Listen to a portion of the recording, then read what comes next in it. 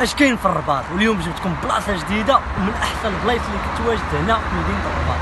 بغيتو تعرفوا اكثر على هذه البلاصه واشنو فيها، يلا هو معايا. حديقة التجارب النباتية نشأت سنة 1914، كتواجد في شارع النصر، مساحتها 17 هكتار، كتنقسم لجزئين. الجزء الأول المدخل ديالو كيشبه حديقة ماريا لويزا المتواجدة في إشبيلية، وهنا كل شجرة كتقابلها شجرة أخرى من نفس النوع، كتعطي شكل هندسي متناسق كيستهوي العاشقين لجمال الطبيعة. غادي يجيك شعور مميز وانت كتجول داخل أركان الحديقة، بحيث غادي تشوف الأشجار، المسطحات الخضراء، تأمل النوافذ، البرك المائية اللي كتضفي جمالية أكبر وكتعبر على الطبيعة بأبهى صورها.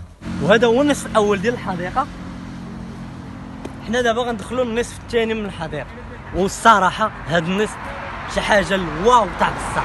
يلا هو معايا. بالنسبه للنصف الثاني من الحديقه فهنا صراحه حسيت بواحد الشعور، واحد الفرحه، واحد السعاده لا توصف. حبيت نشارك معكم شويه منها. المهم الحديقه ككل كتميز ب 650 نوع من النباتات واكثر من 1000 فصيله، نباتات استوائيه وشبه استوائيه وحتى صحراويه. اما هنا فكاين ايضا اسماء ديال النباتات وكاين حتى برك مائيه وغادي تستمتعوا بزاف. بالنسبه للحديقه فمجانيه، كتفتح من 9 صباحا ل 5:30 مساء يوميا ما عدا يوم الاثنين.